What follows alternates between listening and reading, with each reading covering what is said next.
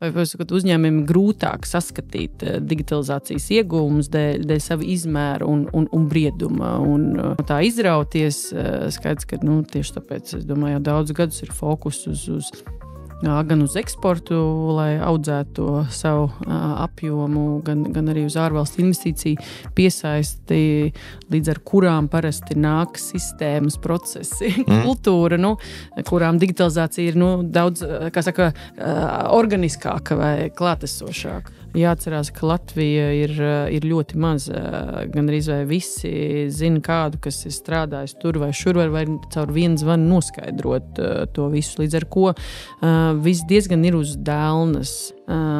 Es piedaru pie tiem, kas uzskata, ka tādas inovācijas vai jaunu uzņēmumu vislabāk rodās uz lielu starptautisku uzņēmumu pieredžu maliņām, teiksim tā. Uzņēmumi nav gatavi darīt neko, ja viņi neredz. Saprāt, pat bezmaksas kontekstā viņi netērē savu laiku, ne minūti, ja viņi netic tam, ka tas var palīdzēt. Pietura digitalizācija. Labdien! Kārtējā epizode Pieturā digitalizācija. Un šodien vilcienā esmu uzaicinājis Zani Čulkstēnu. Un mēs šodien runāsim par un ap uzņēmēja tēlu un tieši arī varbūt no darba ņēmēju vai darbinieku skatu punkta. Bet tas gan jau mēs tur nonāksim. Čau, Zane. Čau. Mēs, kā mēs secinājām, pusgadu, ja mēs mēģinājām sapīdīt. Bet, kas ilgi nāk, tas labi nāk. Jā. Bija attaisnojoši iemesli. Es esmu aizņemts, visi aizņemti, bet, cerams, ka tad būs pievienotā vērtība. Centīšos nesabojāt šo iespēju. Pusgada ekstra zināšanas, es domāju, tā uz to vajag raudzīties. Arī. Jā, starplākā ir notikušas tādas, arī interesantas lietas, gan ar to jauniešu un karjeras izvēļu pētījumu, gan citas lietas, kuras tev pirms pusgada nevarētu pastāstīt. Tā kā vajag skatīties uz pozitīvo pusi visā šajā. Jā. Es arī esmu par, no mūsu produktu viedokļa arī daudz ko iemācījies un apdomājis un apzinājis, kāds ir tur tas process un vispārējais.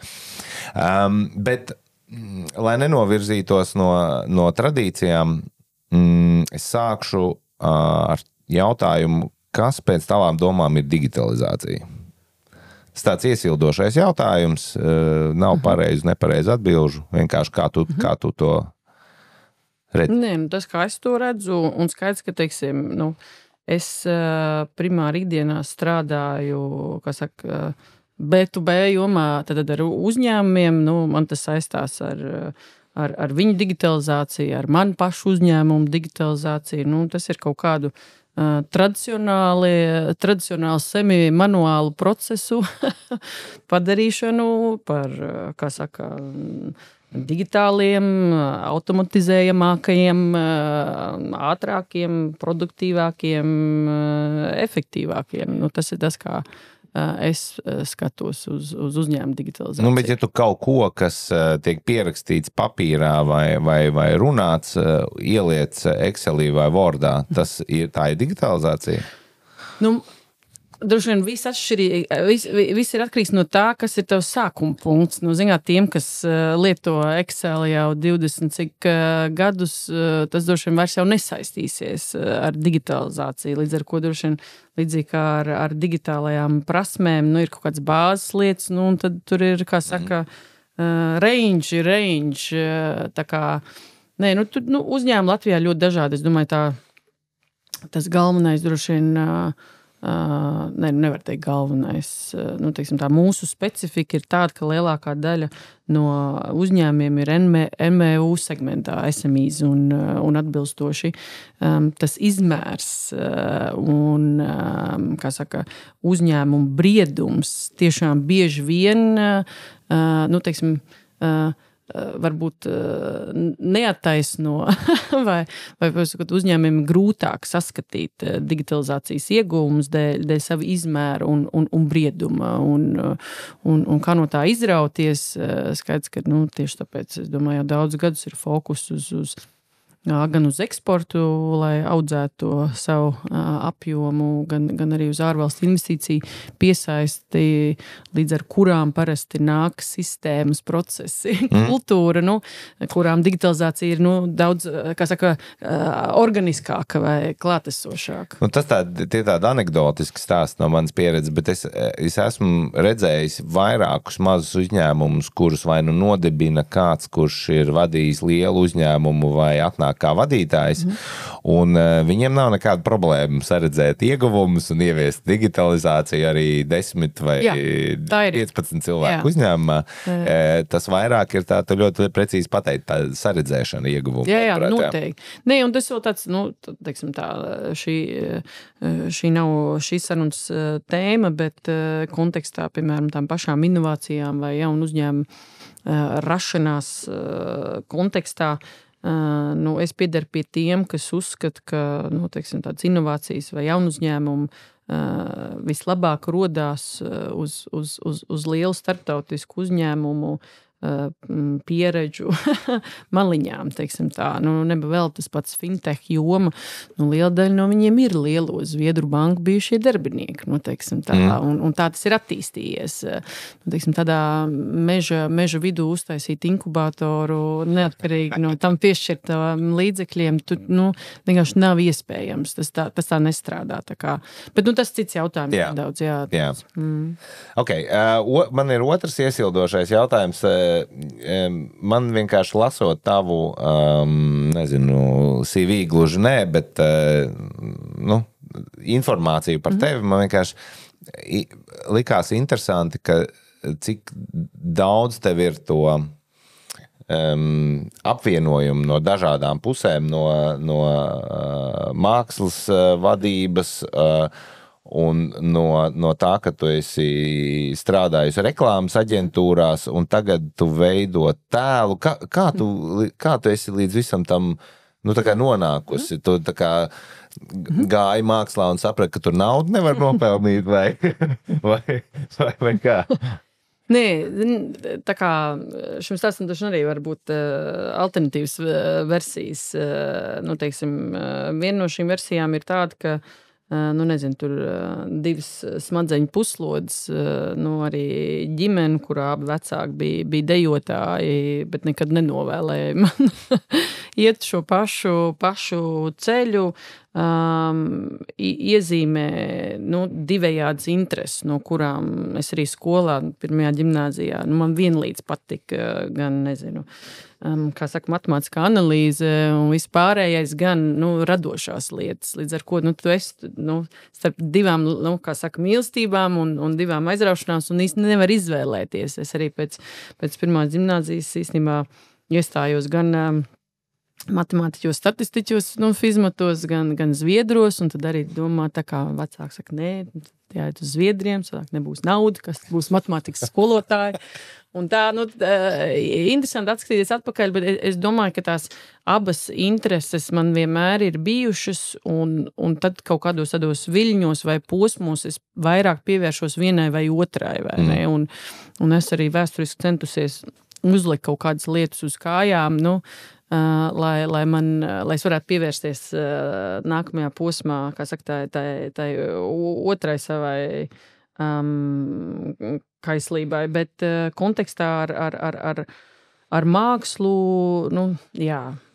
tas, es saku, tas ir pilnīgi cits kaut kāds apziņas, garīguma un arī, intelektuālās attīstības, dažiem arī izklaides lauks, kas man ir ļoti svarīgs, bet tā man pamatdarbība jebkurā gadījumā ir tajā ērdas akceleratora un citās jomās. Jā. Un te vismā ir taisnība, man liekas tā ļoti precīzi uztaustīja. Te es atgriezos no Ņujorkas pirmoreiz 12. gadā es sapratu, ka es īstenībā varu mākslai vairāk palīdzēt, esot biznesā. Proti, esot pašai ziedotājam vai ne, pircējam, atbalstītājam, bet arī, teiksim tā, ikdienā tiekoties un zinot tādus, kas var ilgtermiņā būt atbalstītāji. Tā kā tur ir arī šis aspekts. Jā, es varbūt tāpēc arī uztaustīju, ka, es atceros, ka man, piemēram, uzaicināja 4 jaunieši, kas teātri jomā nodarbojas, un viņi saka, kur mums ir iespēja uztaisīt teātra rezidencija. Viņiem tur bija konkurss uz kaut kādu vietu, viņi diemžēl nevinēja, bet un viņiem ir tā, deg acis un vispārējais, bet biznesa plānu, viņi nevar sastādīt. Viņi domā par to, kā viņi tur dīķi izraks, un tur būs tādas skaistas puķis, lai viņi tur var tur mēģināt vēl kaut ko, bet kā viņi par to samaksās, piemēram. Un tā, pacēl vēl vienu ļoti svarīgu jautājumu, arī ļoti sāpīgi jautājumi. Es tagad jau kopš 22. gada esmu arī Mākslas akadēmijas padomē, un cik tas ir iespējams, tomēr mēģinu visu laiku vērst uzmanību uz to, ka es domāju arī vēsturiski, kā saka, māksliniekiem, teiksim tā, ir bijis grūti izdzīvot un attīstīt savu praksi un karjeru bez zināmām biznesa iemaņām. Ne visi ir Endijs Vērvo. Jā, kuram, protams, šīs iemaņas bija absolūti ģeniāls. Bet mūsdienās jo īpaši, un tur skaidrs, ka, teiksim, viena lieta ir tāda Latvijas pēcpadomju specifika, kur ir mazatīstīts mākslas tirgus, nav infrastruktūras, nav teiksim, galeriju tīkli, kas ļautu atbalstīt mākslinieku šajā procesā.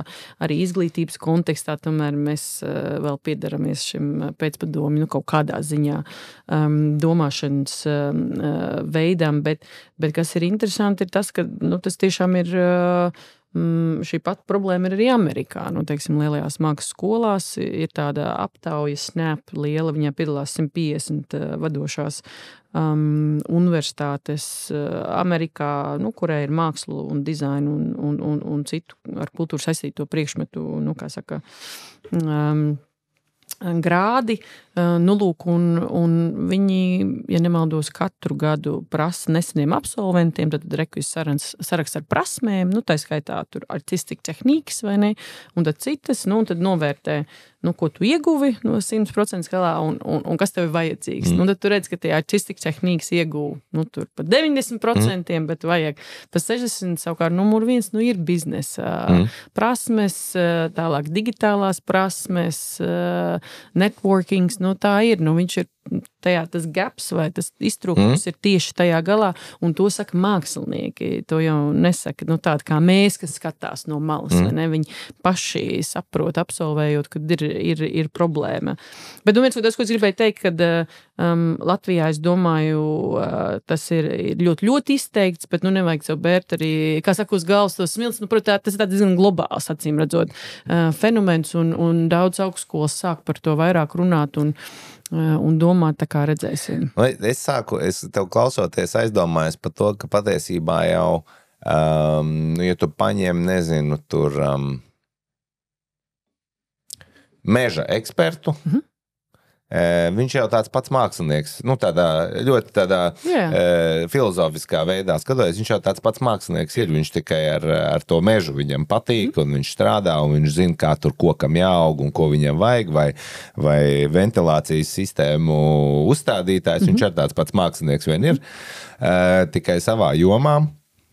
Un tā problēma patiesībā ir sanāk, tā ir tāda vienkārši kopēja problēma, ka cilvēki, kas ir eksperti, viņi bieži vien nonāk tajā, ka viņiem savs eksperta veikums ir jāpārdod, tad pārvērš par biznesu, bet tas biznesa gan tās prasmes, gan arī, laikam, interese patiesībā tās prasmes iegūt, jo viņiem, tā kā negribās laiku tērēt, es domāju uz to vienkārši. Nē, pilnīgi noteikti, un es domāju, tas ir arī tāds, Latvijā daudz runā par to, par sadarbības aspektiem, uzticības aspektiem, starpdisciplinārās, draudzības nozīmīgumiem un tā tālāk. Bet es domāju, ka tur, vismaz tas, ko es redzu mākslas jomā, ir tas, un tā ir kaut kāda tāda romantisma laikmeta un padomju laika kombinācija, kurā bizness tiek asociēts ar kaut ko kādreiz arī netīru, vai kaut ko tādu, ar ko, kā saka, māksla ir māksla, un tad ir tas bizness, vai ne, lai arī, kopumā jau, māksla visos gadsimtos ir attīstījusies pateicoties mecenātismam, un izcilākie mākslinieki ir bijuši izcili komunikātori un kā saka, socializēšanās meistari un tā tālāk. Tā kā, tādā ziņā tas ir diezgan, teiksim, manu māliskajās pasaudēs to tas liekas diezgan, teiksim, smieklīgi, bet manuprāt, ir ļoti svarīgi stāstīt, ka, šādas biznesa prasmes, tāpat kā digitālās prasmes, ir mūsdienās līdzīgi kā, tās pašas angļu valodas zināšanas. Tā kā, tev jau neviens no tevis nesagaida kļūt par angļu valodas skolotāju, kā manai mammai šķiet, ka es tad tikai par matemātikas skolotāju, vai ne? Tā. Bet, ja tu viņu šobrīd nezini, ir diezgan grūti operēt jebkurā jomā. Tā, līdz ar ko es domāju, tās bāzes biznesa lietas un bāzes digitālās prasmes ir tieši tāpat kā angļu valoda šobrīd. Tu nevari nevienā jomā, nevienā. Tā kā... Bet nepēdušam māksliniekam ir būt stilīgāk nekā nepēdušam ventilācijas sistēmu. Jā. Tas tā kā, tas šo arī turās, tas uz šo turās arī, tur jau Pučini, operas, bohēmas un viss citi. Ja pagaidzi mākslinieks nemirst badā, es gan esmu pilnīgi pretēji. Es domāju, tas ir vienkārši absurds un... Ja viņš nemirst badā, tad jau viņš droši vien ir tāds vidējs. Sliktu mākslu, tad tā visticamāk ir. Es uzskatu, ka tas ir absolūti nehumāni un tas ir nehumāni un tas priekšstats jāmaina. Bet tā teikt atsevišķa saruna.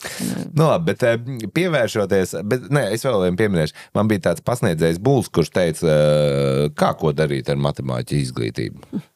Taisīt matemātiķu karjeru. Jā, viņam bija ļoti protams, es jau retrospektīvi, tas skaidrs, šobrīd arī kontekstā ar pieprasītākiem speciālistiem pasaulē, tāpat datu analītikas lietas, tur, skaidrs, ka atkal jau nav jomas, kurā viņas nevajadzētu. Jā, kurš zināja, ka statistika būs protams. Nē, es gan zināju. Es biju izdomājis, es pēc pirmās gimnāzijas bija tā, ka es vēl pirms tiem matemātiķiem, statistiķiem, es īstenībā pieteicos, man uzņēma London School of Economics sociologos. Un es zināju, ka par socioloģiju ideāli tā ir kombinācijas starp humanitārajiem un tā kā eksaktajiem.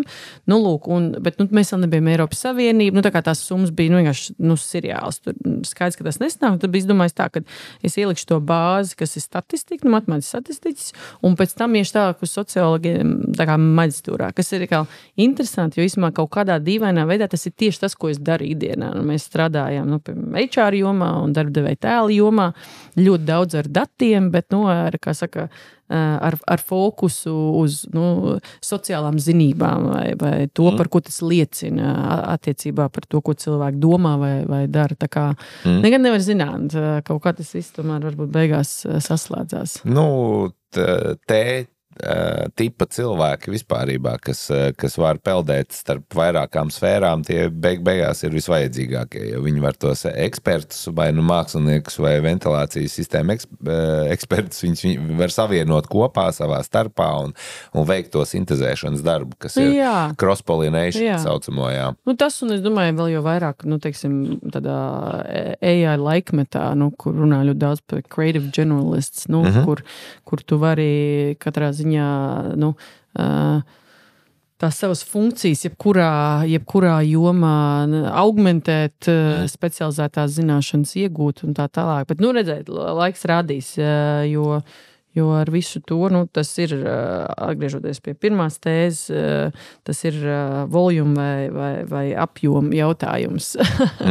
un Latvija ir pa mazu atkal jau jebkurai jomā arī mākslai vai čārām. Nu, tur ir kritiski svarīgi tikt ārpus viņas. Nu, tāda ir mūsu, bet ar domu tam ir savas priekšrocības, pīļdīķim, bet, jāspēlē uz priekšrocībām un tā. Bet tas cits stāsts, es pavilkšu apakaļ uz to darba devēja tēlu. Mēs Excelentā, mums ir personāla pašapkalpošanās portāls, un mēs ļoti aktīvi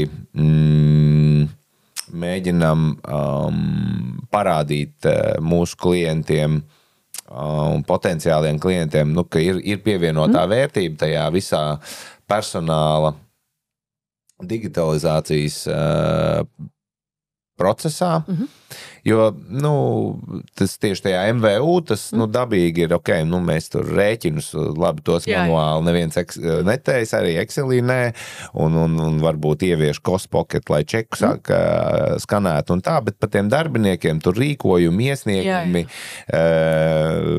atvaļinājumi, tur vispārējais, to grāmatvedi tiks galā no sērijas. Man tur nav konkrēta cipara, cik izmaksā apkalpot vienu darbinieku tur kaut kādā stundu vai vēl kaut kādā ziņā, bet tīri intuitīvi tas ir dārgi uz vienu darbinieku, bet kamēr tev ir 10 vai 20 darbinieki, tikmēr tas dārgi īsti neparādās bottomlainā nekur. Un tā, ka tev ir 50, 100, 200 un vairāk, tad skaidrs, ka tad pēkšņi mēs runājam, tur ar tas volume, viņš parāda to, ka tev vai tev ir 10 cilvēku departaments pēkšņi tā vai 5, tad tu sāc domāt. Bet kaut kā man tā kaut kā man tos uzņēmējus jāpārliecina, un es uzzīmēju priekš sevis schēmu, kāds tad ir tas process, ka ir no sākuma mēs tur meklējam darbiniekus, tur liekam sludinājumus vēl kaut kā, labi, tad mēs viņus tur intervējam, tas tur nākamais process, tad mēs viņus tur onboardojam, tad viņiem sākās tā ikdienas dzīve ar visu dokumentāciju un visu pārējo, kas no tā izriet, algu galā, tad tur ir viņu attīstība, tad ir viņu offboardings, kad viņi izlēma iet prom, vai mēs izlēmām viņus atlaist, un tad viņi nonāk atpakaļ tur tajā lielajā pasaulē, turpina par mums runāt, un galā reizēm atgriežās, un tas tēls laikam visvairāk spēlē tieši tajā pirmajā un pēdējā solī, vai ne? Restīvi, kurš izlem pie mums pieteikties, vai ko par mums saka tie, kas ir aizgājuši, ja gadījumā es zinu, Kārlis tur strādāja tajā uzņēmumā, un es viņam paprasīšu, kā tur ir, vai ne? Tas ir tas, kur tas tēls visvairāk spēlē. Taisnība, ka par darba devēju tēlu primāri domā rekrutēšanas kontekstā, bet skaidrs, ka, teiksim tā, viņš jau veidojās lielā mērā uz, kā saka, arī esošo darbinieku pieredzes bāzes, un jāatcerās, ka Latvija ir ļoti maz, gandrīz vai visi zina kādu, kas ir strādājis tur vai šur, vai caur vienu zvanu noskaidrot to visu, līdz ar ko viss diezgan ir uz dēlnas, tas nav tā kā, nezinu, tur Glassdoor vai citi risinājumi, nezinu, štatos, kur, teiksim, tev ir jāsako līdzi tam, kāda veida anonīmās vai neanonīmās atsauksmes parādās no esošiem vai bijušiem darbiniekiem online. Latvijā tas viss ir uz plauks, līdz ar ko, skaidrs tā kā, ja tu darbiniekiem, nezinu, kā saka, būs toksiski iekšējā kultūra vai, nezinu, bieži nepamatots atlaišanas, nehumāni apstākļi vai vēl kaut kas cits, to pilnīgi noteikti zinās. Līdz ar ko, es saprotu, ko tu saki, vai ne, bet kopumā visa darbinieku dzīves cikla laikā, teiksim, skaidrs, ka ir klātesošs uzņēmumu tēls un uzņēmumu kultūra, bet tīri tad uzņēmumi tam pievērš uzmanību, jo īpaši, un arī Latvijā tu var redzēt pilnīgi, kuros posmos uzņēmumi gatavi šajā investēt, viņi ir gatavi pārsvarās, tādas straujas izaugsmes vai izteikts darbinieku trūkuma brīžos, proti tikai vai primāri rekrutēšanas brīžos. Tā kā, tādā ziņā, jā, tas kad viņi pievēršās šiem jautājumiem. Jā. Bet, zini, kas ir Kevina Bacona indeks, ja? Nē. Ir tāds indeks, caur cik cilvēkiem tu pazīsti Kevinu Baconu. Tur, man liekas, ka pasaules līmenī ir kaut kādi 6 vai 7, un Latvijā, ja tas būtu kaut kāds, es nezinu, Andra Keiša indeks, droši, kad viņš ir vidēji 1 vai 2. Jā, kaut kas tāds, jā. Bet tajā, pirmkārt, droši vien, ka tev ir ļoti līdzīgi kā man, ka par to apzināti par to devēju tēlu sāk domāt, droši vien, nezinu, 10+ miljonu apgrozījumu uzņēmumu, vai ne, vai kaut kā tā. Jā, tas ir tad, kad parādās, kaut kāda, sistemātiska prakse, kurā tu, mēri viņu, piemēram, tu, vai izmantojot mūsu aptaujas vai kantāru, proti, tu esi noteicis NPS, vai ne, tur, vai tu esi izstrādājis stratēģiju, tu esi izstrādājis, kādas būs ziņas, kā dalās auditorijas, kā mēs ar to strādājam, īstermiņā, ilgtermiņā, teiksim tā, tad tā prakse ir kaut kādā ziņā formalizēta. Mazākiem uzņēmumiem, bet arī dažādi. Zini, ir uzņēmumi, kuri ir augsts pievienotas vērtības biznesos, kuru viņu pamatbiznesa ir cilvēki, juristi, auditori, virkne IT kompānijas. Un tur šie jautājumi aktualizējās, kā jau krietni, 1,2 miljonu apgrozījumā, un arī 50 darbiniekiem jau it sevišķi, ja tu audz un saskaries ar problēmām rekrutēt vai regulāri intervijās dzirdi, nelabvēlīgu feedbacku, vai vienkārši secina, ka neviens nepiesakās, viņas nekad nav dzirdējis par tevi. Tas ir bīstamākais tajā visā, ka es zinu, ka mēs, vienā no maniem uzņēmumiem mēs, meklējām cilvēkus ar vienu kanālu, un izrādās, ka šajā kanālā, ko es uzzināju pāris gadus pēc tam, kad es jau biju tur rekrutējis, ka šajā kanālā ir viedoklis, ka uz šo uzņēmumu ir iet vērts tikai tad no sērijas, ja tu esi baigi labs. Jo tur baigi grūti jāsot vispār tur testi, un tur baigais hairings notiekās. Protams, liek teikt, ka no mūsu viedokļa absolūti tā neliekas. Tā kā mēs vienkārši uzdevām normāls mājas darbus, jautājumus, kas baigi grūti esot tik tiekšā vārds sakot. Un es to nezināju, un tad es domāju, no vienas puses jau varbūt, ka labi, varbūt, ka slikti, bet bija svarīgi, ka es to uzzināju un ka es varu sākt tad par to domāt, vai man kaut ko mainīt, vai varbūt gluži otrādi, varbūt, ka vēl uz to jāuzspiež, vai ne? Tas tēls, viņš jau var būt tāds, par kuru pats tur uzņēmumu vadītājs vai tas pats rekrutētāji, viņi var pat par to nezināt. Protams. Tas ir svarīgi tā kā jebkuram no mums, tā kā viņš pastāv jebkurā gadījumā. Jautājums ir, pat tad, ja viņš ir, proti, vienkārši neatpazīstams, tad, kas arī ir visādā nozīmē slikti, bet, jautājums ir, vai tu viņu kaut kā sistemātiski menedžē. Tas arī viss, un tur jau īsnībā, es saku visiem uzņēmumiem, kas tomēr ir cilvēku biznesā, tiem, es domāju, ka tur par to ir jāsāk domāt ļoti, jau pie ļoti maziem skaitļiem darbinieku un arī apgrozījumu, jo talants, nu, teiksim, Latvijas demografiskā situācija neuzlabojās A un B. Labi cilvēki, jebkurā gadījumā visos laikos ir bijuši maz, līdz ar ko tu tā nevar atļauties. Nu, Latvijā ne uz vienu vakans nekad nepieteiksies, nezinu, 100 000, nu, kā saka, tas ir gadījumā ar Google un citiem uzņēmiem. Nu, līdz ar ko, nu tā. Bet kas ir tie tēla, nezinu, pīlāri vai citādi sakot, kas tautu interesē? Nu, tā kā, vai tur ir svarīgi, nu, tad šitie daudz maksā, maz maksā, nu, tas droši vien, ka visiem ir svarīgi, vai tev tur, nezinu, tur nodzen vai izspiež kā citronu vai nē, droši vien, ka arī ir svarīgi.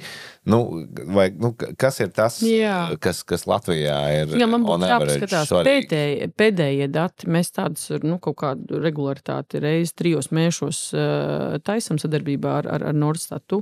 Es pēdējos neesmu skatījusies, tad es biju aizrausies ar izglītības akceleratoru lietām un tā tālāk, bet tas, kas ir svarīgi, ir tas, ka, nu, pirmkārt, ir diezgan būtiski paudžu atšķirība. Nu, piemēram, es atceros, ka es pat vēl taisīju pēdējās uz Gen Z mērķētās darbdevēja tēla stratēģijas. Es biju ļoti pārsteigta, ka viņiem, piemēram, svarīgāk, nu, ne visiem viņiem, bet vismaz tiem, kas studē, nu, teiksim, tajās disciplīnās, kuras ir pieprasītas un kurās būs labs atalgojums, nu, viņiem pēc Covid svarīgāk par naudu kļuva work-life balance. Un, nu, teiksim, nu, tā ir diezgan būtiska atšķirība paudžu ziņā, un tas korelē ar mūsu. Mēs taisam daudziem uzņēmumiem arī iekšējās, nu, teiksim, apmierinātības vai iesaistas tādus pētījumus. Un tas, ko mēs redzam, nu, kas ir tās 3 lietas, par kurām visbiežāk sūdzās, vai kas ir neapmierinātības avoti, ir atalgojums, un tas ir lielā mērā, nu, teiksim, arī šīs milzīgās inflācijas kopš Covid, nu, teiksim, rezultāts, bet, nu, tas garš stāsts, bet, nu, tur ir tāda, tā ir viena problēma, bet tas arī parādās šobrīd, piemēram, vidusskolnieku aptaujās kā numur 1 faktors, nu, proti, tīrā veidā nauda. Nu, tātad, nu, kurš maksā vairāk, tur arī iešu. Tas ir viens. Otrs ir izaugsme, tādā plašākā nozīmē karjeras, attīstības, izglītības. Nu, proti, ir uzņēmumi, kas ļauj attīstīties, vajag augt labāk nekā citi dažādu iemeslu dēļ. Un tad tas trešais, es gribētu teikt, kad ir tāda kombinācija starp uzņēmumu kultūru, vadību kopumā, nu, tad vidi, kurā, nu, kā saka, tava mentālā vai garīgā veselība, nu, var būt, kā saka, maksimāli labā stāvoklī. Nu, tā ir kombinācija. Neiet runa šeit par kaut kādām, nezinu, ir vai nav uzņēmumam atsevišķi mental well-being programma. Nu, tās programmas nevienmēr strādā un ir efektīvas. Tas, kas viņu veido, ir normāla iekšējā kultūra, normāla vadība, labs kolektīvs, nu, teiksim, samanedžētas darba slodzes un nu, komplekts. Nav tā, ka well-being programmas ir tur, kur patiesībā ir kaut kas, kas ir pēc tam, nu, izliet ūdeni. Nē, nu, nevienmēr, nu, teiksim, lielākos tādas programmas ir lielajos uzņēmumos, kur, nu, skaidrs, ka tur nevar individu līmenī pievērsties, un lielākoties tādas programmas ir arī uzņēmumos, kuros ir proporcionāli daudz darbinieki, nu, kas ir pieder Gen Z paudzei, jo viņiem tā ir daudz izteiktāka problēma. Tā kā, nu, nevienmēr, bet jā, tā kā, nu, es saukšu šos 3, bet, nu, es saku, man būtu pēdējie dati jāapskatās, viņi tur kādreiz mainās secībā.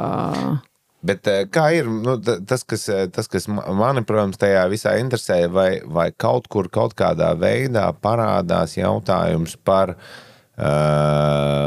nu, par digitalizācija plašā izpratnē, respektīvi, ka varbūt ir superīgs boss, maz jāstrādā, daudz maksā, bet man tur, ar viss jādara. Jā, super jautājums, un tas interesanti, jo darbinieku apmierinātības un iesaists pētījumu pasaulē ir daudz dažādi rīki un arī, teiksim, tas nav arī nekāds, teiksim, rocket science, kurš var paņemt SurveyMonkey'ā, tur ir paraugi un laist iekšā un pats mērīt un skatīties.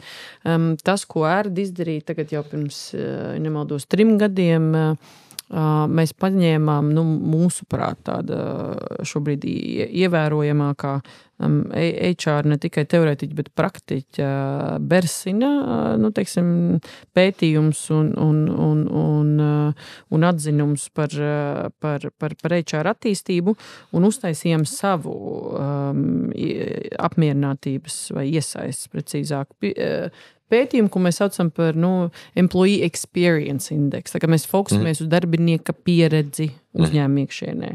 Un tur ir milzīga sadaļa tieši digitalizācijai, jo teiksim, tas lielākoties neparādās virknē citu pētījumu vēsturisko, jo liela daļa no viņiem skaidrs prasīs. Es apmierināts ar atalgojumu, vai priekšnieku, tur tā. Bet mums ir milzīga sadaļa tieši attiecībā uz digitālo pieredzi, jo tādā 21. gadsimtā, un to ir ļoti svarīgi atcerēties, ka situācijā, kurā attīstās privātpersonām pieejamo rīku skaits un līmenis, tu sāc viņu sagaidīt arī iekšēji, un vēl jau vairāk, vistrakāk ir redzēt šo disonanci starp to, ko uzņēmums piedāvā saviem klientiem, un kā viņš attiecās pret saviem darbiniekiem, līdz ar ko visiem, kas lieto Bolt un Volt uz regulāras bāzes, ir ļoti grūti saprast,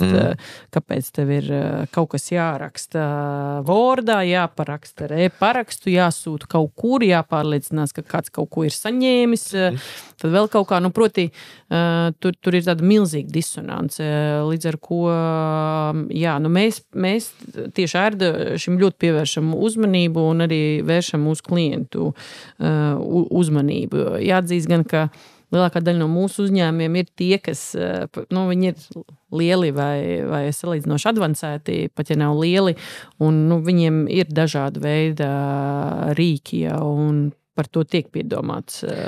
Dažādi veidi rīki nevienmēr nozīmē, ka tas experience ir protams, es gribu teikt tādā ziņā, ka tad mūsu samples nav reprezentatīvs. Tas, ko es viņi būs konstatē ar mazāk. Jā, tā, līdz ar ko mums tur ir kaut kādi pie 8,000 respondentiem katru gadu, bet, teiksim tā, mēs dažādās HR konferencēs dalāmies ar tiem ieskatiem, bet es vienmēr arī saku, atcerieties, ka, tā kā šis jau ir labi, tā kā reālā situācija, tā kā ir krietni sliktāk, tā. Jā, domu lamā to DESI indeksu vai nē, bet viņš tajā ziņā ir īstenībā labs punkts par to, ka, teiksim tā, patinot apakaļ, es jau droši vien gadus, varbūt, kad 10 gadus atpakaļ tā ļoti izteikti jūtu to ietekmi, ka uzņēmējs vai uzņēmēja darbinieks, ka viņa tā ekspektācija līmenis no mūsu programmatūras, kas ir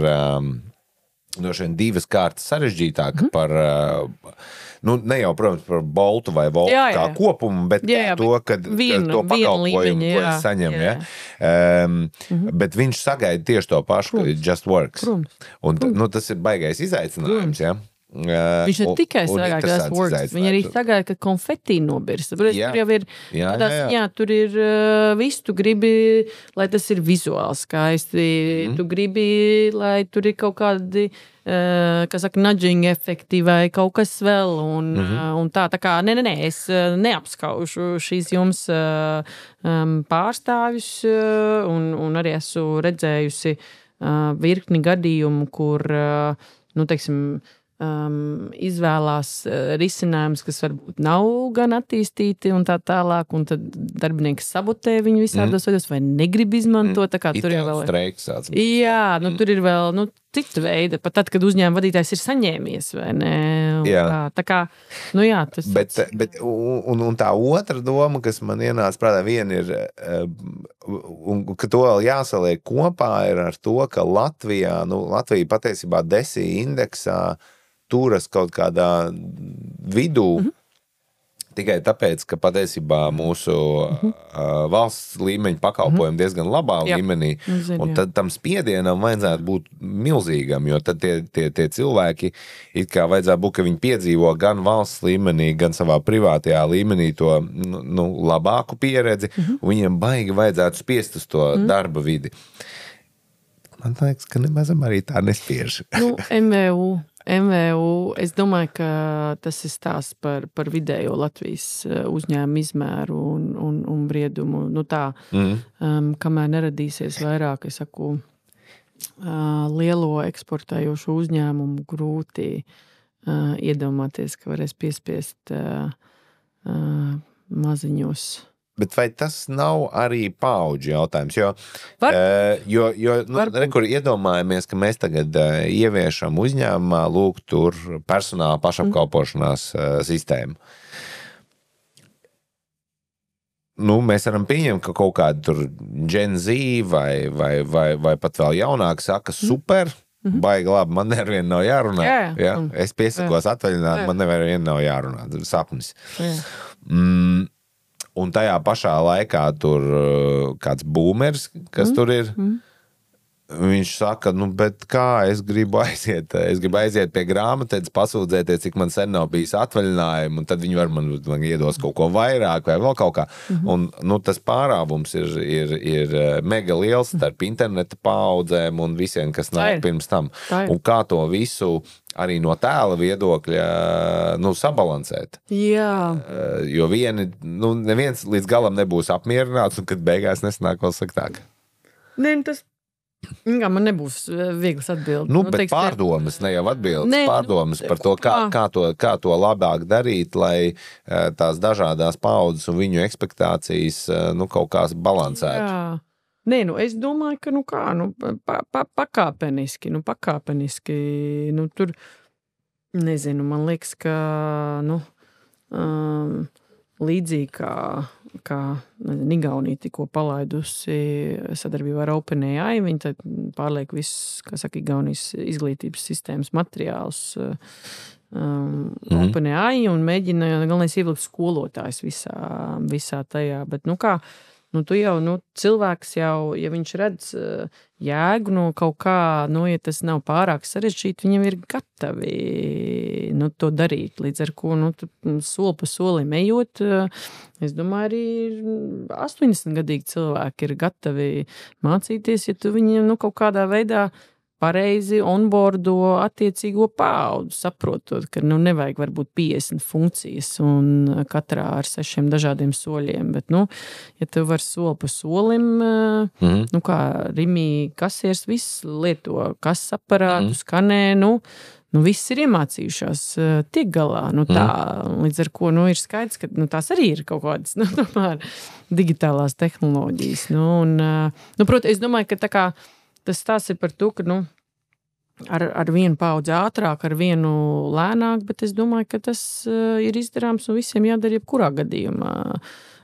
Jautājums, es saku, pie kura izmēra tev varbūt attaisnojās tās investīcijas un darbs, piemēram, mēs esam vispār tikai 8 cilvēku uzņēmums ērda, un tā, bet mēs, piemēram, lietojam applicant tracking system, mēs lietojam harvest stundu uzskaitē, mēs lietojam Pipedrive sales procesam, mēs lietojam ļoti daudzus, vai ne? Bet tā, pievienot vēl 5 dažādas rīks, es droši vien, nu, teiksim tā, neierosinātu, jo vienā brīdī tavs telefons arī ir pilns ar aplikācijām, un, nu, mūsu birojā arī gaismu nevar izslēgt bez aplikācijas, un tā, nu, tā kā tur arī ir kaut kāds tāds vēl aspekts. Nu, proti, tas jau ir nākamā līmeņa problēmas. Jā. Kas ir tur best of suite. Jā. Līdz ar ko, nu, tur tāds balancing act, bet tas, kam es pilnīgi noteikti piekrītu, ir tas, ka, nu, kā mainās vadītāju paudzes un darbinieku paudzes, un skaidrs, ka katra nākamā ir, nu, digitālo prasmu ziņā, nu, nesalīdzināmi, nu, advancētāk, un to arī sagaida no saviem uzņēmumiem, un ir mazāk bailīga, un ir gatava pamēģināt, nu, nesanāks, pasarg Dievs, nu. Bet, nu, teiksim, tādā gadījumā tu drīzāk mēģinātu tā kā, nu, mēs iedomājamies Jānīti, kurš ir nu, tā kā pa pusē dzīvo digitālajā pasaulē, un Annu, kas ir, kurai ir 67 gadi, ja, ar kuru tu sāktu no sevis. Tu sāktu ar to, kas ir visbailīgākais, parādīt viņam tur 1-2 ieguvumus un caur viņu marketētu to jauno risinājumu vai caur Jānīti, kurš paņems visu apēdīs. Caur Jānīti. Noteikti caur Jānīti. Un tad tos pārējos, tos legerus pievilkt pakāpeniski klāt pa soli. Jā. Nu jā, labi. Nu, lieta, ka, nu, to Jānīši tieši 4 reizes mazāk nekā arī. Tas jau no uzņēmuma atkarīgs. No uzņēmuma, protams, bet arī, nu, kopumā domājot par, nu, es saku, gan demografisko situāciju, gan nu, jā, darbspēku kaut kādām rezervēm. Viņas ir lielākoties tajā paudzē, kas ir tas 60 plus, tā kā tas ir tāds, nu, pat ne tikai Latvijas specifika, tas arī Eiropas specifika. Jo tas, ko mēs arī kaut kad runājuši iepriekšējās epizodēs, ka liela nelaime ir ar digitalizāciju tāda, ka es domāju, ka viņa parādīsies tagad ļoti aktuāli, kad bija šie digitalizācijas fonda naudas. Nu, kā tur ir krieviski tas teiciens, za besplatna uksus slatki, jā, ne?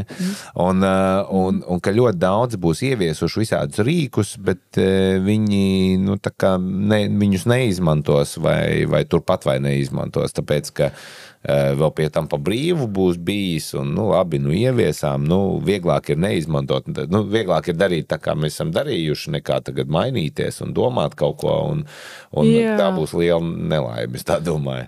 Nē, nu, to redzēs, jo manā pieredzē, nu, teiksim tā, uzņēmumi nav gatavi darīt neko, ja viņi neredz.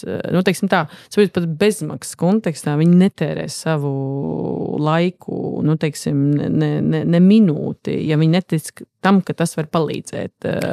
Nu, proti, tādā ziņā domāju par Nahļevda žūksu slatki, nu, tā kā, nu, es atļaudos apšaubīt to tēzi, jo, nu, nezinu, līdzīgi kā ar tām pašām darbinieku aptaujām vai vēl kaut kādām, nu, arī viņu šobrīd jau ir tik daudz un dažādās tēmās, nu, ka viņi saka, nu kā, nu man arī, nu tā kā mans uzmanības limits arī ir ierobežots, nu tā kā, nu tas prasa, nu kā saka, kādam pie tā ir jāstrādā, jāievieš, jāmonitorē, tur vēl kaut kā, nu tā kā, nu man ir jāspēj attaisnot tas ieguldītais laiks, līdz ar ko, nu redzēsim, proti, es ļoti ceru, ka nebūs tā, kā tu saki, jo manā pieredzē, es saku, tie uzņēmumi, viņi tomēr paiet līdzīgi kā ar apmācībām un tā tālāk. Uzņēmumi nesūtīs savus darbiniekus pat bezmaksas apmācībās. Jā. Ja viņi netērēs to laiku, tas arī ir resurss. Un tajā pašā laikā katru janvāri sporta zālēs palielinās abonentu skaitu. Nu jā, nu varbūt, jā, nu no šīs, nu varbūt, jā. Ne, nu redzēsim, jā, es nezinu, es neesmu sekojis līdzi, es nezinu, kas tur ir ar izmantošanu vai pieteikšanos, bet... Jo kāds jau noteikti redz to jēgu, ja? Un kāds izsit cauri varbūt, to projektu, un kāds viņu izbīda un tā, bet nu, pēc itāļu streiku neviens nav atcēlis. Jā, no tā. Tāpēc es varbūt, pa to kopējo... Tad tur kaut kāds feedback loops veidojās, man liekas, vienkārši par to digitalizāciju un par to es vienkārši domāju, es zinu vairāk savus klientus, kur tā digitalizācija ir tāds, gandrīz kā viena no vērtībām.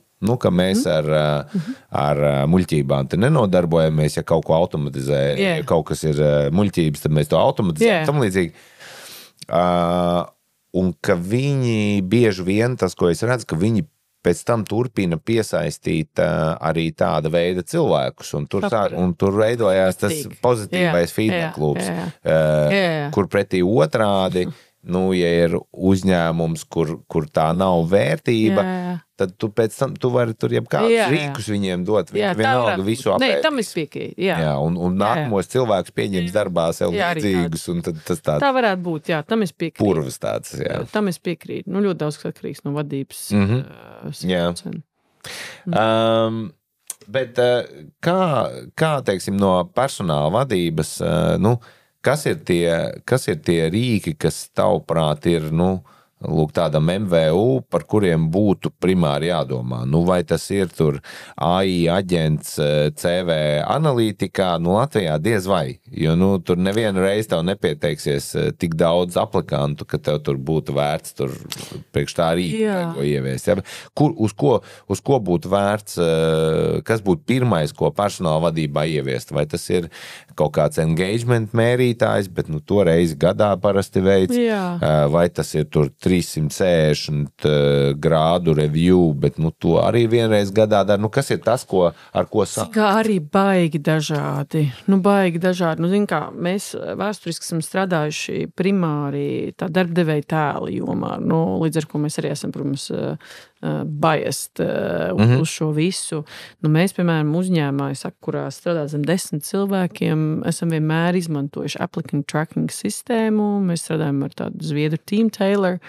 Kāpēc? Tāpēc, ka tas, teiksim, mūsu gadījumā nav stāsts tikai par šo volumu, jo taisnība, mēs vakants izsludinam reti, un tur nepiesakās 1000, līdz ar ko tu mierīgi varētu sakārtot arī savādāk, bet mums tas ir svarīgi kandidātu pieredzes kontekstā, jo mēs uzskatām, ka katram kandidātam ir jāsaņem atbilde, tam procesam ir jābūt raitam, viņam jābūt interesantam, un tā tālāk un tā joprojām, un mums šķiet, ka tās izmaksas ir salīdzinoši, tik simboliskas, ka, kā mēs neredzam iemeslu. Tas pirmais iespējas, ka... Jā, līdz ar ko, teiksim tā, es saku, mēs gadā pieņemsim 2 maks jaunus cilvēkus, bet, būs tam process saskarsimies, mēs tur ar krietni vairāk, viņi tāpatās, nezinu, kādreiz kļūst par mūsu klientiem, strādā uzņēmumos, mums tas ir svarīgi. Līdz ar ko, es saku, tie uzņēmumi ir dažādi, mums par cik mēs, piemēram, esam konsultāciju biznesā, mums kritiski svarīgi bija tās stundas uzskaistas sistēma, Harvest, arī skatījāmies dažādas, bija ļoti svarīgi atrast tādu, kas ir pēc iespējas vienkāršāk darbiniekiem, lai viņi, un tad tas kļūst par daļu no kultūras, tiešām, visi izņemot man, un es atvainojos, tas nav labākais piemērs šajā jomā, bet, tiešām katru reizi, kad sāk sapulci vai pie kaut kā strādāt, iečakojās, atzīmē, viņiem nenormāli patīk, sekot, tas ir līdzīgi, nezinu, kā Oura rings un vispārējais, nedaudz vairāk, protams, paša darba ieguldījumi, bet viņi ir stāvā sajūsmā. Tā, bet es saku, uzņēmumi ir dažādi, HRM sistēmas visādas, engagementi, var taisīt vienreiz, 2 gadā, arvien vairāk taisa puls, kur iet cauri konkrētām tēmām. Protams, nevis, ka tev ir viena liela gadā, bet, tu ej cauri tēmām uz ikmēneša bāzi, jo būsim godīgi, tā, ka tev reiz gadā ieveļās tur tās atbildes, tu nevar viņas nokopt arī. Pirmkārt, gan atbildēt, vai ne, bet otra lieta tas, ka tā kā tu nevar pievērsties visām tām lietām, ko tu tur esi identificējis, un tad arī tāda frustrācija. Tu tur pievērsies 1-2 svarīgākām, kur tās pārējās. Līdz ar ko ļoti daudz taisa šīs pulse surveys, lai turētu roku uz pulsu un saprast, kas notiktos, bet arī, lai, pakāpeniski pievērstos kaut kādām tēmām. Ir ļoti dažādi, ir learning development, arī tās sistēmas ir tikai lielajos uzņēmumos, bet, labi, nosacīt ir tie, kas ir pieslēgušies LinkedIn Learningam, tas jau arī ir tādā ziņā, risinājums šai pašai vajadzībai. Dažādi, ļoti dažādi, atkarībā no uzņēmuma specifikas un industrijas un skaitiem un tā. Un tad ir interesanti, es klausījos, nevienā brīdī tu nepieminēji to day-to-day lietas. No sērijas atvaļinājumi un algas un viss tas pārējais. Kaut gan tas ir tas, ko visi jau nāk strādāt dēļ algas, vai ne? Jā. Bet redzi, tur arī, es jau tāpēc sākumā teicu, kad mēs esam biased, jo mēs strādājam ar šiem softīgākiem aspektiem, kaut kādā ziņā vairāk A un B, teiksim, mēs esam vēsturiski arī uzņēmumus ir piesaistījuši, lai palīdzētu viņiem izvēlēties labākās ATS sistēmas vai citas lietas. Proti šīs lietas, pašapkalpošanās portāli, lielākos uzņēmumos viņi, tādu vai savādāk. Tur tas ir pats par sevi. Tur tas ir pats par sevi, un savukārt mazākiem, kur, bet tā nav tēma, kuras ietvaros mūs iesaist, vai ne? Tas ir, vienkārši proti, tas, ko es gribēju teikt, es neesmu šāda veida risinājumos, jo saku, mēs strādājam primāri ar darbdevēju tēlu lietām, ar darbinieka pieredzi, ar kultūras lietām, arvien vairāk ar learning un development arī, un vēl pāris lietām, bet, šitas ir, core. Tas ir core. Un, tas, kā es paņemšu no tevis uzskaitītā, bija tas applicant tracking par to, cik tālas ir tās sekas tam, vai tu kaut ko tādu izmanto vai nē? Jā, tas ir tā šī ļoti tālajošas sekas ir, jā. Nē, jo arī, teiksim tā, mēs tagad pagājuši pāris gadi, kopš mēs pēdējo reizi taisījām atceries, bija ļoti populāri mystery shopper žanrs, kad tur iesūti un tad apkopo, kā par tevi tur attiecās, un tāda bija tā pieredze. Mēs to pašu izmēģinājām mystery candidate pirms pāris gadiem, un viena klienta pasūtījumā vēl pirms 2 gadiem Lietuvā, bet tad, kāda tā kandidāta pieredze ir, un tā statistika bija vienkārši dramatiska. Skaidrs, ka mēs tīri ētisku apsvērumu dēļ negājam tālāk, par intervijas sarunāšanu. Jo mēs negribam arī uzņēmumus tā kā āzēt tādā izteiksmē, bet tā statistika par to, cik daudz kandidāti nesaņem pat apstiprinājumu savam pieteikumam, ja kādu informāciju ir dramatiska. Es ceru, ka viņi pamainīsies pēdējos gados, bet es atceros, teiksim tā, es biju nenormāli pārsteigta par to, ka var būt tāda situācija, kurā viss uzņēmums sūdzās par kandidātu skaitu un kvalitāti, un reizē, kad tu izēji cauri kaut kādiem 100 darba sludinājumiem un uzliec 2 zviedru studentus, lai piesakās uz visiem un pastāst, kāds tas process, tu secini, ka lielākā daļa pat nesaņem e-pastu. Līdz ar ko mēs tur esam ļoti agrīnās stadijās, un tas ir svarīgi. Tas ir svarīgi, jo elementārs, automātiski e-pasts, paldies, mēs esam saņēmuši tev pieteikumu, jau neko neprasa. Es jau nerunāju arī, ka visiem vajag to applicant tracking sistēmu un tā tālāk, bet, varbūt arī vajag, ja netieciet galā, pat ar pāris pieteikumiem. Jo vienkārši tas, kas ir svarīgi, ir, ka tas ir ļoti fokusēta ļoti fokusēta uzmanība tavam uzņēmumam, kuru izrāda iespējams proporcionāli ļoti daudz cilvēki. Kurus tu ļoti iespējams gribēsi redzēt vēlreiz, vai kaut kā tā. Tad tie tā kā ļoti svarīga fokusa grupa tie, kas ir pieteikušies. Jā. Tas ir, Pēc tam es saku, tās applicant tracking sistēmas, viņas var arī daudz un dažādas, vai ne? Tā kā, tie bāzes risinājumi, tas jau nav nekāds kosmos arī. Tas tiešām, teiksim tā, ir neslīdzinām lētāk nekā turēt atsevišķu rekrutēšanas speciālistu. Skaidrs, ka tāpatās tur cilvēkiem jābūt klātesošam, bet tas diezgan ātri, es domāju, attaisno tās izmaksas arī. Es saku, mums tik mazam uzņēmumam, Nu, tāds ir bijis jau daudz gadus. Labi, jums ir baies, jūs droši vien nevarat nelietot, ja jūs citiem sakat lietot. Jā, mums ir baies, jā, un mēs periodiski, kā saka, palīdzam arī uzņēmējiem headhuntot vai rekrutēt, un tad arī izmantojam, bet nu, tā pieredzēji ir nozīme, un es saku, tās sistēmas ļauj, kā saka, nodrošināt neslīdzinām kvalitīvāku pieredzi, izdarīt to daudz ātrāk un attiecīgi nonāk pie daudz kvalitīvāk arī rezultāti.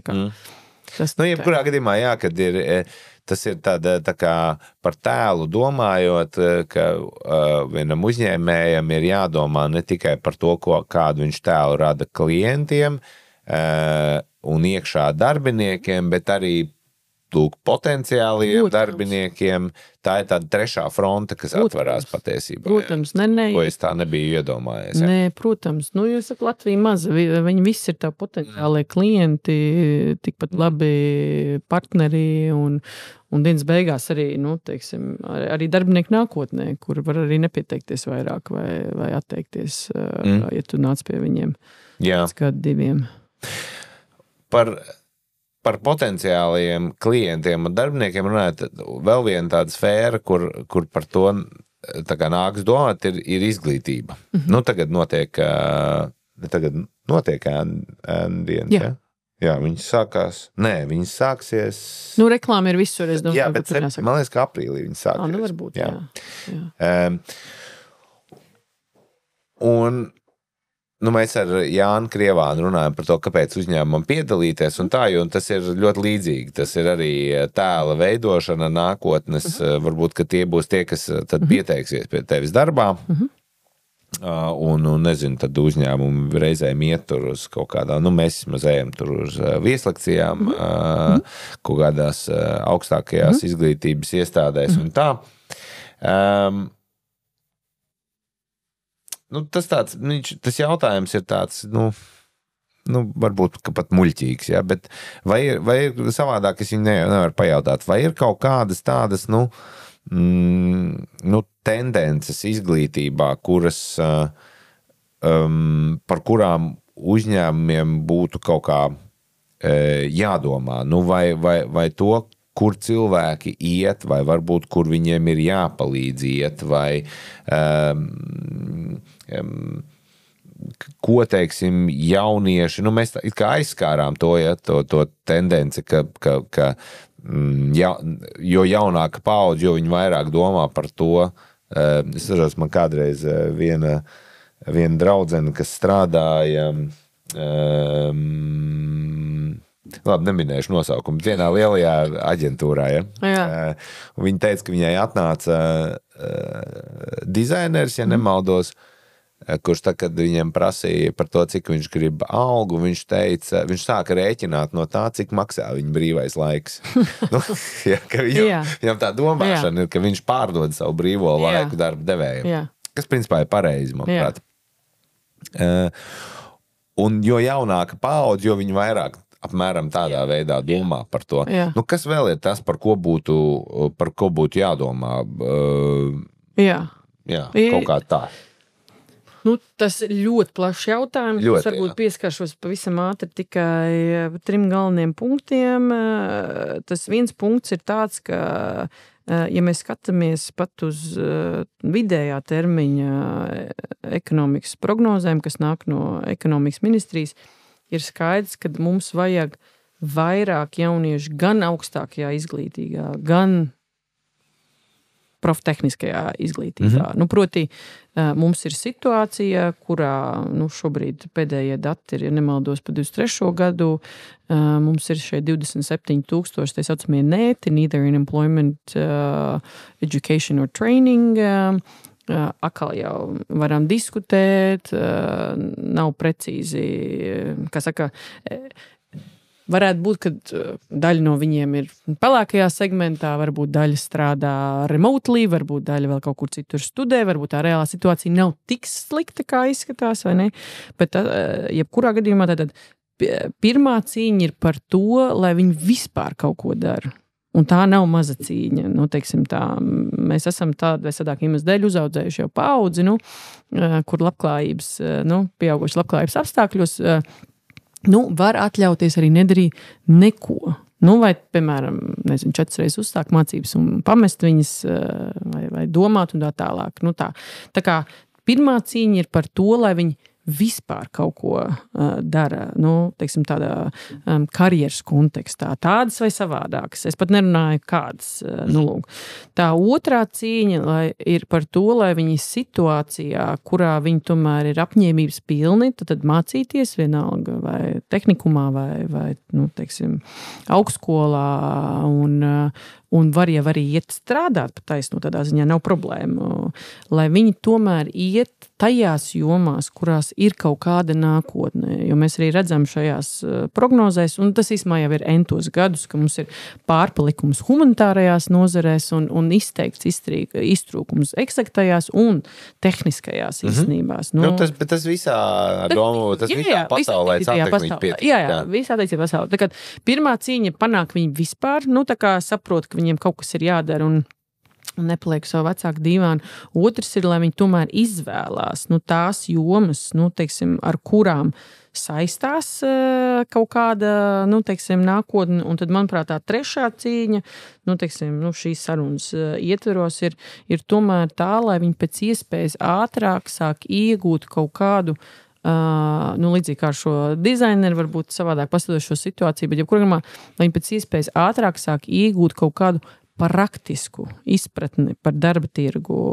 Teiksim, tā ir entie pētījumi, tādi, kas jau stiepjās 30 gadu garumā, proti, viņi var skatīties, tiešām, kas notiekās ar jauniešiem ilgtermiņā, kas parāda, cik kritiski svarīgs ir tās pašas prakses un jau vidusskolā, cik kritiski svarīgi ir aiziešana līdz uzņēmējiem ēndienā, ekskursijā, cik kritiski svarīgi ir tas, ka tev atnāk uz to skolu vai tālāk universitāti kāds no uzņēmuma pārstāvjiem. Proti, tad, piemēram, Amerikā runā par šo exposure katrs 3 mēneši ideālā gadījumā, ar kādu reālās, tā kā uzņēmēja darbības, vai, jebkuras profesionālās darbības jums pārstāvjiem. Un tad jau, piemēram, nezinu, ja tu tur 18 gadu, nosvinot 18 gadu jubilējas bijis vairākās praksēs, iegūs jau darba ētikas pamats sapratis, ko nozīmē darba laiks, atalgojums, kā viņi izmaksā, kas ir nodokļi. Un tā tālāk, ja tu esi saticis, nezinu, uzņēmums 10, 15, tu saproti Latvijā un pasaulē, kas tās industrijas, kas aug, kas neaug, kur ir nākot, tu esi gatavs tajā dzīvē iestartēt. Es saku, pat tad, ja tu izvēlēs, piemēram, nestudēt. Teiksim, tāds variants arī ir pilnīgi ok, vai ne? Un mēs arī zinām, piemēram, vēl atsevišķi stāsts, protams, ir, kas veicina uzņēmēju darbību, kas, manuprāt, ir kritiski svarīgi. Bet tad pirmkārt, lai vispār kaut ko dara, otrkārt, lai dara vai izvēlās studijas tajās jomās, kurās ir, teiksim, jau šobrīd darba, bet nerunāju pat vēl par nākotni, bet tā trešā lieta, es teiktu, kas darbdevējiem ir ar ko ir jāpalīdz, ir tiešām, doties uz šīm skolām, uzņemt šajās praksēs un ēnu dienās, lai jauniešiem veidotos realistisks priekšstats par to, kas tur ārā ir. Jo tā problēma ir tāda, ka viņi dzīvo tādā paralēlajā universā. Pa lielam, teiksim, nezinu, daudziem liekas, ka viņi būs influenceri vai varbūt kļūs par porziņģi. Proti, tas ne statistiski. Ne savādāk, tas vienkārši, tā iespēja, tikpat lai varētu paziņot, ka mans plāns ir vinnēt loterijā. Tas, ar ko es nolēms nodarboties savu atlikušo mūžu. Kādam ir jāpalīdz saprast, ka tas nav A iespējams, bet B tu visdrīzāk tu negribi, teiksim tā. Man prasa salīdēt man divi dēli, kas ir diezgan tuvu vecumā, un viens, kas ir jaunākais, viņu interesē lasīt, piemēram. Un viņš vienkārši grib lasīt, viņš tā kā grib mācīties tā, un otrs apmēram saka tā, apeš, ka man lasīt. Tā kā jūs man visu izlasiet, jūs man, tā kā man ēst ir, un viņam, skaidrs. Varbūt būs uzņēmējs. Varbūt, visi viņam izlasīs priekšā, bet, tā kā es pilnīgi saprotu, tas, protams, tāds ļoti naivs piemērs, bet es pilnībā saprotu vienu, nezinu, tur arī 16 vai 17 gadīgu jaunieti, kur, ja viņam mājās viss ir, Protams. Kāpēc viņam savu un tas jau arī, tiksim tā, Ja vien viņam nav šī te drive, viņš nav sapratis, ka viņš grib būt mākslinieks vai mūziķis vai santehniķis. Protams. Un es domāju arī, teiksim, iepriekšējās paudzes drives lielā mērā, daudziem ir arī, uz traumām dažādām balstīts. Proti, tas, kas šobrīd, tās blaknes ir pilnīgi saprotams, pārticības, tas vienkārši blakus efekts. Skaidrs, ka, teiksim tā, ja tev tur nav vasarā jālasa jāņoks un jāvāra, tās burciņas, lai ziemā būtu ko ēst, jo tu taču visu ziemu var aiziet nopirkt viņas veikalā vai ne, turklāt pa vecāku naudu. Skaidrs, ka tev nerodās tā izpratne par to, ka tev kaut kas ir jādara, lai kaut kas būtu, jo visu laiku taču ir bijis, kopš tu piedzimsti. Un skaidrs, arī tāda vecākā mums neturēs viņas kaut kādas mākslīga trūkuma apstākļos vai neveltīs to enerģiju, lai kaut kā tur dzītu zarā situācijā, kurā tomēr, ir iespēja nodrošināt visas tās lietas. Bet tas ir tāds sarežģīts jautājums, un es domāju, labi, mēs pirmie visu Rietumu Eiropu, un es domāju arī plašāk, ka to saskarās. Bet viņiem tieši tās pašas problēmas. Protams, un daudz lielākos apmēros, daudzjādā ziņā. Un tajā pašā laikā pieņem darbā 14-gadīgu jaunieti uz vasaru, cik es zinu, ir ļoti, ļoti sarežģīti. Tas ir childminder un tādā garā. Jā, tur ir, nav tik traki. Tur ir, un es arī, es nezinu, kad šis ies gaisā un tā, bet tātad Nodarbinātības aģentūrai jau daudz gadus ir darbs skolēnu darbs vasaras brīvdienās programma ļoti populāra. Tātad pagājuši gadu pieteicās 22 000 jaunieši, tikai 9 000 dabūja prakses. Kāpēc? Tāpēc, ka pietrūkst prakšu vietu, lai arī valsts finansiāli atbalsta, sadzot pusi no šīs minimālās algas, sadzot 10% šim darba, pieskatītājam, arī minimālās algas apjomā, bet jebkurā gadījumā, proti, es domāju, ka valsts ir salīdzinoši ļoti dāsna, lai stimulētu tieši šo vidusskolnieku vai, vidējā vecuma posmu 15 līdz 19 praktiskās pieredzes iegūšanu. Problēma šobrīd ir nevis bērnos, bet uzņēmumos, jo uzņēmumi negrib krāmēties. Viņi tā kā, kurš viņi tur pieskatīs, man nav tādi darbi. Ticiet man, visi uzņēmumi, kas ir pamēģinājuši, bērnu slimnīcas, Tets, Accenture, nolīdz, tad arī tādu uzņēmumu, kuriem nav iespēja pielaist pie savām sistēmām vai klientiem vai vēl kaut kuriem nav plauktu, kurus krāmēt. Visi ir atraduši viņiem darbu un saka, ka viņi ir izcila auditorija un paņem pirmo reizi un katru nākamo gadu dubulto to jauniešu skaitu, ko viņi ņem. Tā kā, ja ir kaut kāds savsais atlikums, varbūt aicinājumu ziņā, tā kā es aicinātu pilnīgi visus uzņēmumus ņemt praksēs, ņemt ēndienās, iet uz tām skolām, tas ir ļoti, ļoti, ļoti svarīgi. Jā, tā ir. Man liekas, ka tas ir ļoti laba vieta, kur beigt šo sarunu, man tā šķiet, jā. Piekrīt. Jo gal galā par uzņēmumu tēlu mēs runājām un it sevišķi, pat jau uz to paskatās tā ļoti nihilistiski. Jā. Kad tur ir tie 27 000, ko tad tie jau tad ir zuduši. Tas vienkārši nozīmē, ka pie mūsu demogrāfiskajiem apstākļiem procents ar tiem sakarīgajiem kļūst arvien mazāks. Ar to cīņa par viņiem ir vēl svarīgāka un karstāka. Un ja kādu motivē tāds merkantils un nihilistisks pieejams, tad lai tā būtu, tiem, kuri ir vairāk mecenātiski noskaņoti, tad var domāt par kopējo labumu.